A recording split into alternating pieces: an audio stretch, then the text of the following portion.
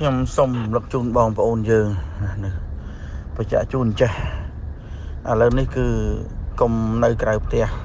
កុំនៅតាមដងផ្លូវកុំអង្គុយលេងក្រៅផ្ទះឬក៏ដើរលេងនៅទីសាធារណៈម៉ោងនេះបើបែកយើងនៅកំពុងបន្តរស់នៅនេះគឺសុំនៅក្នុងផ្ទះគឺសុវត្ថិភាពបំផុតជៀសវាងការដែលនៅលើទីសាធារណៈឬក៏នៅអង្គុយលេងមុខផ្ទះក្រៅផ្ទះអីគឺកុំអីសុំចូលនៅខាងក្នុងផ្ទះទៅជាសំណពោលរបស់យើងខ្ញុំណាហើយពិសេសគឺអ្នកដែលនៅគៀកនឹងព្រំដែនតែម្ដងហ្នឹងគឺសុំអង្គុយលេងក្នុងផ្ទះហើយក្នុងគោលដៅដែលមានសុវត្ថិភាពបំផុតផងយើងជៀសវាងគ្រោះថ្នាក់ដោយយថាហេតុណាមួយដែលកើតឡើងដោយការព្យាយាមប៉ុនប៉ងពីភាគីថៃចឹងសូមបងប្អូនយល់កន្លែងចំណុចនេះហើយខ្ញុំបញ្ជាក់នេះខ្ញុំប្រកាសថាបងប្អូននៅកំពុងរស់នៅក្នុងក្រុងប៉ោយប៉ែតទេដែលលោកមិនបានតន់បញ្ជាក់ចេញទៅខាងណាអញ្ចឹងអស់លោកមួយចំនួនដែលចូលចិត្តខាងទឹះខាងយកទៅពលិតពាក្យនោះឲ្យស្គាល់បនស្គាល់បាបផងពួកខ្ញុំ